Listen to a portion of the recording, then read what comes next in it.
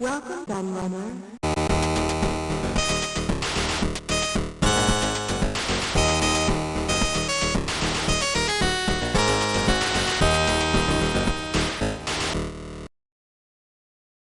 I've mentioned this on the channel before, specifically in the greatest PC DOS games of all time video that I made, which is of course linked in the description, but my experience with MS-DOS based gaming on an IBM PC compatible is actually very limited. I never owned a PC myself until the Windows era, and I only knew one person who used a PC for his own gaming needs back in the day, as most of my friends had moved on to consoles by the early 90s. But I know that a lot of my viewers still have a lot of nostalgia for DOS gaming, especially the Americans, and I constantly get asked to cover it more. But apart from my lack of personal experience, the other big problem with DOS is the rather vague nature of it all. Because DOS was actually used on 8-bit, 16-bit and 32-bit PC compatibles with a wide range of different graphics and sound cards, including CGA, EGA and VGA. So it's really hard to properly define just what DOS gaming is, especially when a lot of the later titles were also released for Windows too.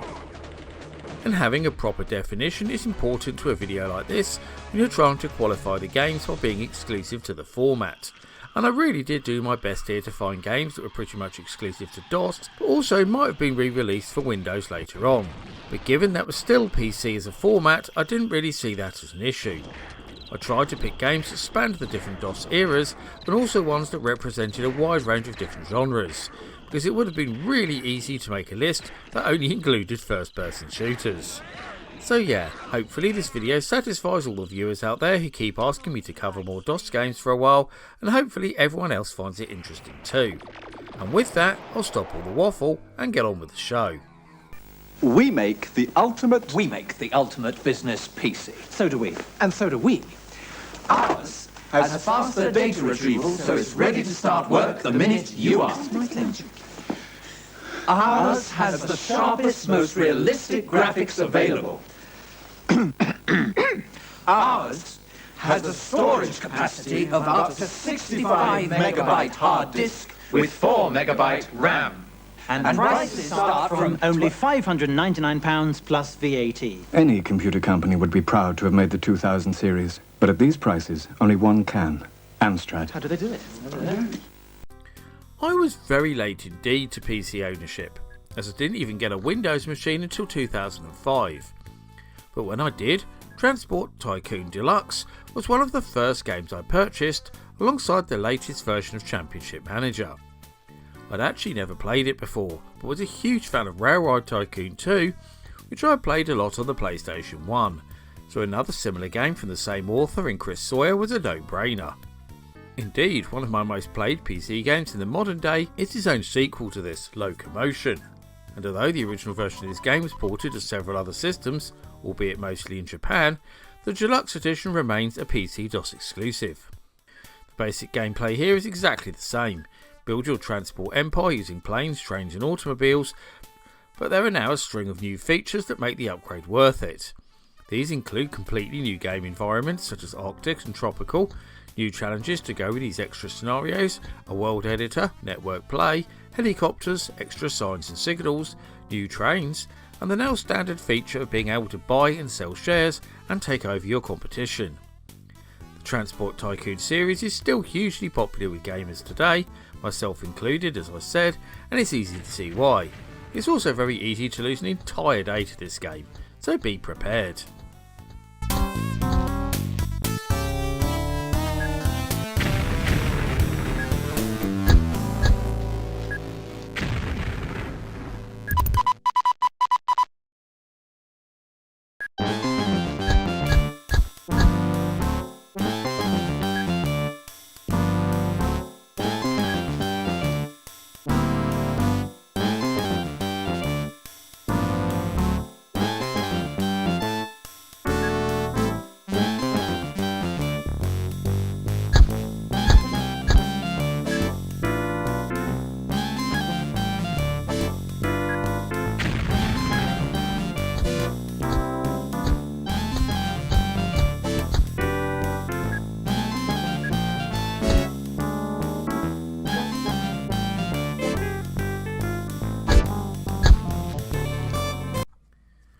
After the build engine ended up being popularised by the release of Duke Nukem 3D, a few other developers would use it to make their own projects too.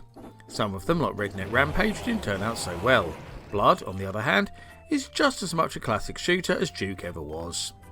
In fact, at first glances, Blood is a lot like Duke Nukem 3D. You've got a protagonist who constantly lets off one-liners whilst collecting keys, power-ups and increasingly powerful weaponry, but the difference is that while Duke is very much themed around 80s action movies, Blood has a definite horror theme. You travel through places like morgues, abandoned train stations and creepy carnivals, whilst constantly under attack from enemies like zombies, cultists and giant spiders. You only start off with a pitchfork to defend yourself before moving on to more powerful weaponry like shotguns and machine guns.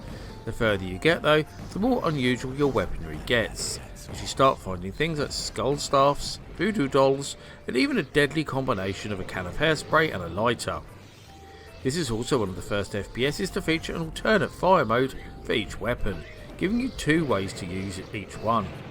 Yes, Blood is a hard game, in fact it's brutal at times, but it's also very satisfying and rewarding too.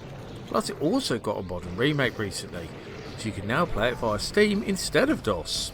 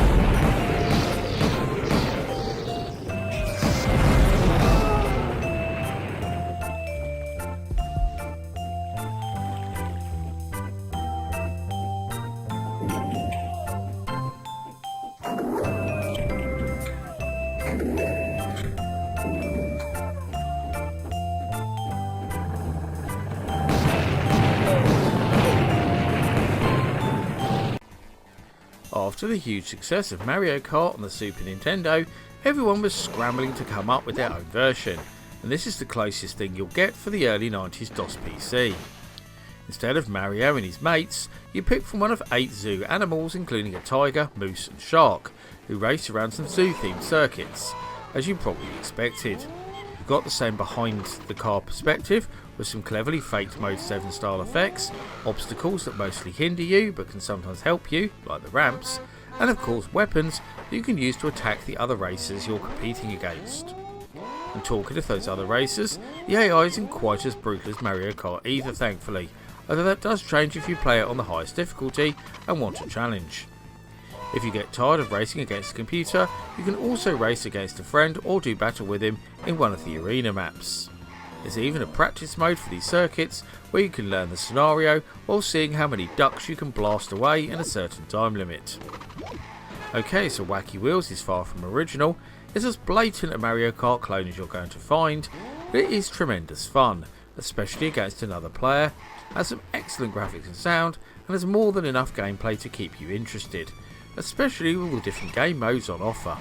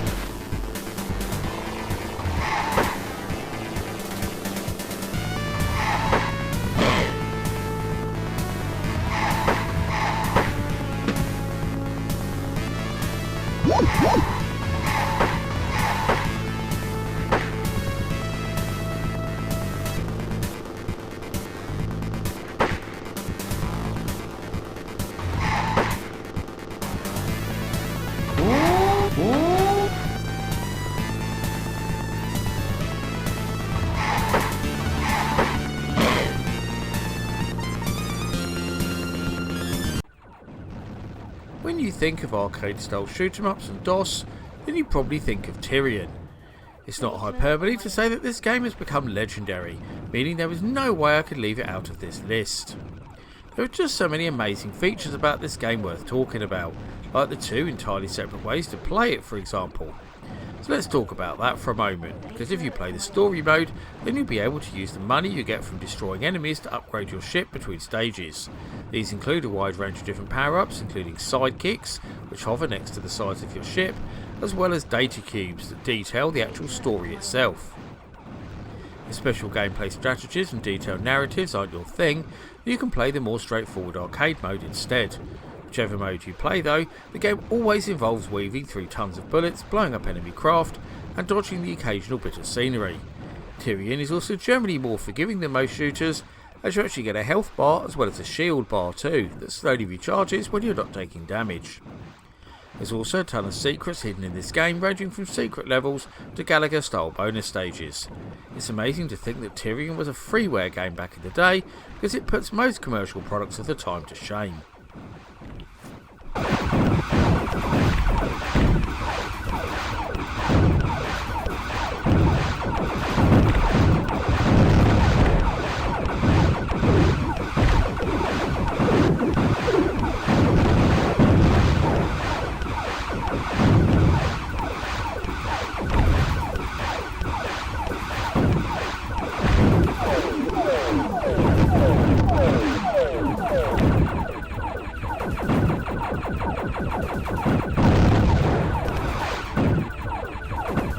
Large enemy approaching.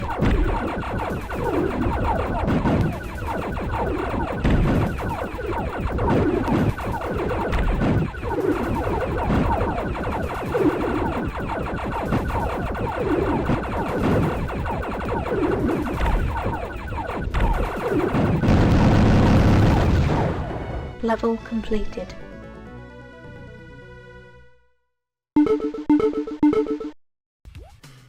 Forget Zool, Super Frog, Fire and Ice, or anything else like it for that matter. This is the finest Sonic style game you'll find on any 90s home computer. As the rabbit mercenary Jazz, it's up to you to rescue the princess from the turtle terrorist Devon Shell and his army of reptiles. So you've got a fast moving animal, you've got springs, and you've got monitors that give you power ups when destroyed. Does that sound familiar? The big difference between Jazz and Sonic, however, is that instead of jumping on things, Jazz just shoots the crap out of them instead. Besides his unlimited standard ammo, there are also 4 other types of firepower to collect too, including double missiles and a TNT smart bomb. The game's pacing is a lot faster than other titles of this type, and there's no need to collect coins or anything like that. However, some levels do contain special bonus items, including a special gem that will take you to a very cool Mode 7 style 3D bonus stage. There are lots of different level themes here that all introduce their own gameplay mechanics, a lot like Sonic in fact, with things like the springs, tubes and water. The only minor frustration with Jazz Jackrabbit is that it's a bit too fast at times, making it a bit too easy to run into enemies, but the overall style and execution of the game will help overcome any negative feelings you might have about it. A couple of sequels followed, but neither was anywhere near as good as this original.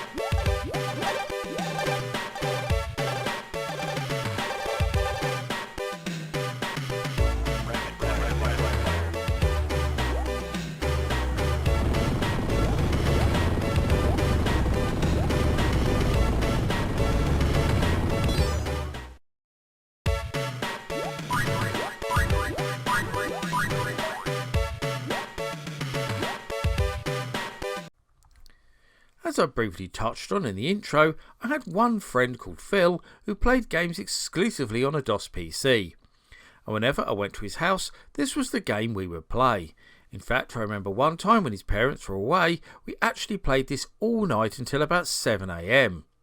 I had played several previous versions of Championship Manager on my own ST, as well as the Amiga of my friend Sean, but they were just limited to the English leagues. One of the big differences in this 1997 upgrade was that there were now 9 leagues from around the world to choose from, 3 of which could be run simultaneously. So when we fancied a change from being Spurs and West Ham, we could play the Italian or Scottish leagues instead. Other leagues included Spain, the Netherlands, Portugal, Germany, Belgium and France. This wasn't the only change though, as the addition of more leagues added more realism in the way teams and players behaved, more tactical options, and we also had the amazing new Bossman ruling that allows you to sign out-of-contract players for free. And believe me when I say this feature alone added a whole new sense of competition when played against a friend. A lot of people still regard this as the best version, so much so in fact that there's actually a modern fan-made recreation of the game that people still update every single season. This is especially good for those who find the modern Football Manager games too in-depth and complex.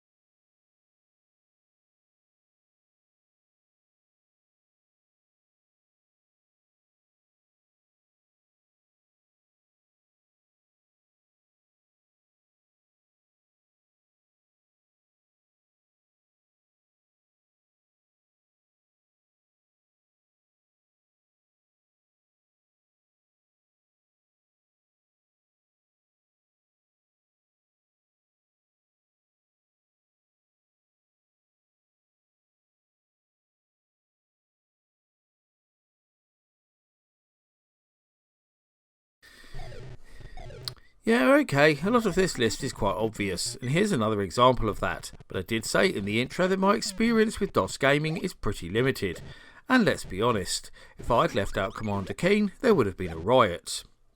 To use its full name, Commander Keen in Invasion of the Vorticons is the first game in the now legendary series, and is without doubt one of the best examples you'll find of the shareware model working as it should. This is because the game is actually divided into 3 separate episodes called Marooned on Mars, The Earth Explodes and Keen Must Die. But only the first of these was released for free, and the other 2 episodes were only available if you paid to register your product. It was of course developed by a team calling themselves Ideas from the Deep, or IFD Software, consisting of programmers John Carmack and John Romero, designer Tom Hall, artist Adrian Carmack and manager Jay Wilbur, who would later lose the F from that name of course. They developed the game to prove that the humble PC could do a console-style horizontally scrolling platformer, and they very much succeeded. Okay, so that scrolling isn't the smoothest, it lacks background detail, and the audio is a bit rough, but there's no doubting how well designed the gameplay is here, not to mention its huge influence on DOS gaming in general.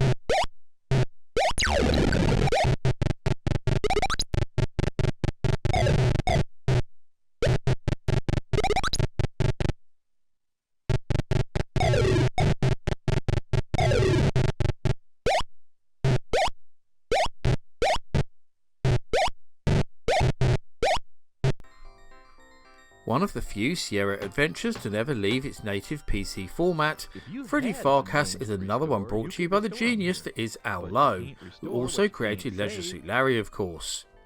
Unlike Larry though, your goal here is a lot nobler, as we're told that strange things are happening in the Wild West town of Coarse Gold, and only Freddy and his famed medicinal skills can solve them before it becomes a ghost town.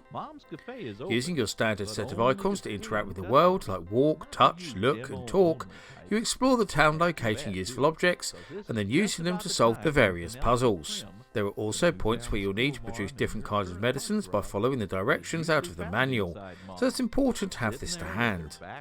Like other adventures of this type, there are a wide range of different characters you need to interact with to help you along the way, including a cameo appearance by Larry's own grandfather. Most of the puzzles here are very logical, but it does baffle you on occasion, so good job we now have YouTube to the rescue. The best feature of this game, however, by far, is the humour. It really is laugh out loud funny at times, and I'd argue that it's far more amusing than the similar Monkey Island games.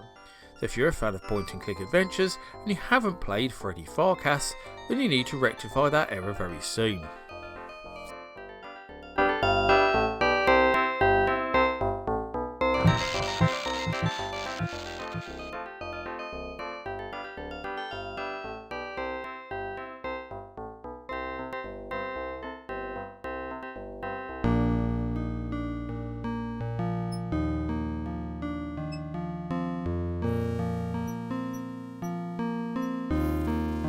You know, if you were playing the real game instead of this cheap demo, you'd be able to walk over there. And oh, what wonders you could find. Why, over there you might just find Sheriff Chicken Shift. Or maybe Madame Overy's old ore house. Or maybe even Coarse Gold's famous flatulent horses. But for right now, you're just gonna have to wonder what hilarious stuff lies just beyond your reach.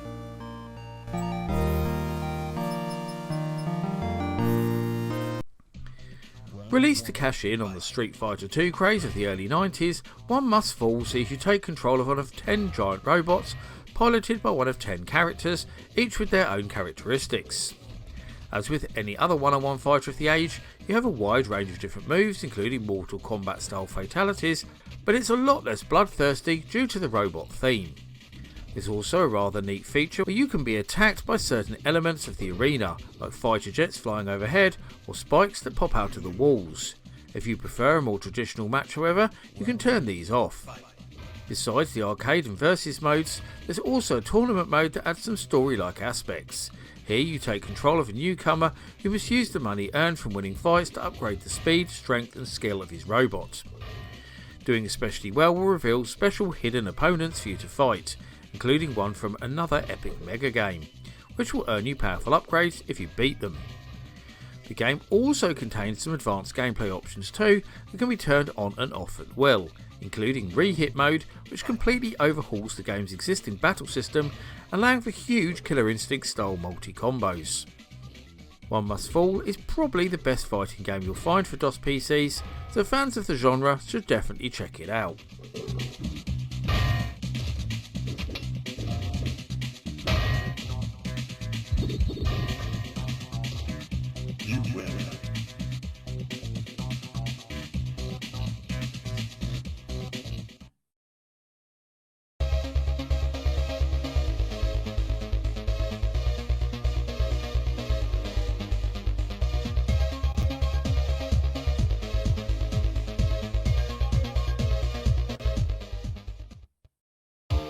Round one. Fight.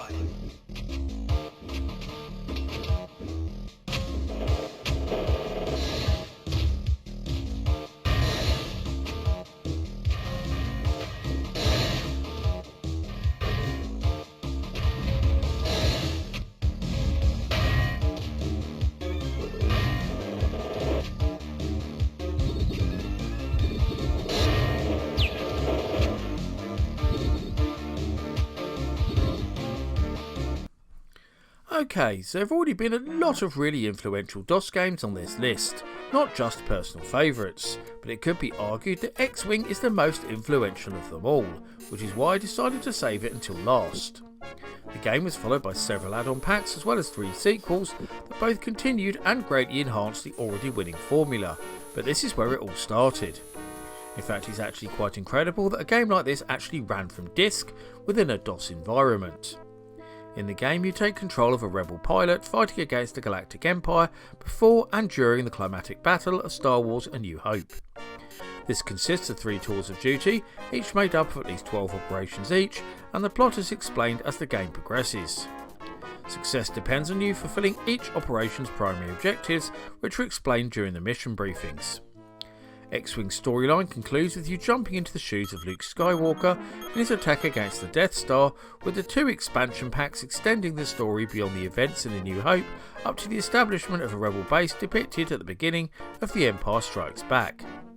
I was blown away by the graphics and sound when I first saw this game. In fact, it was the first non-adventure game to use LucasArts' amazing iMuse system, and it really helped cement the PC as a serious gaming platform.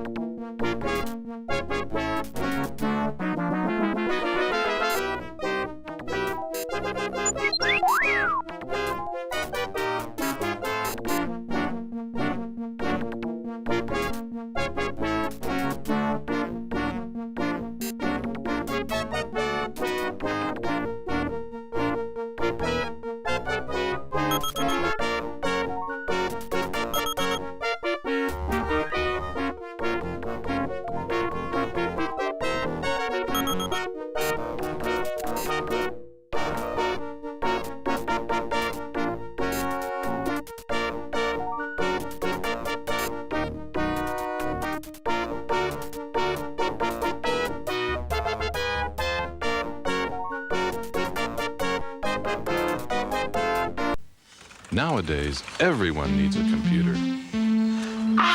What you need is a ZB4759 with 6,000 megawatt booster and phase 7 logic manipulator coupled to a triple overhead titanium plated intercontinental communications satellite.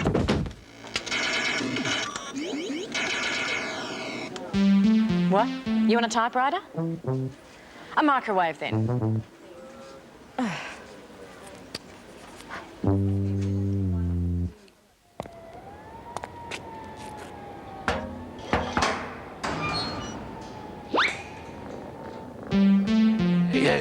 Yeah. Have I got a deal for you? And that's not all. You get a free keyring too. At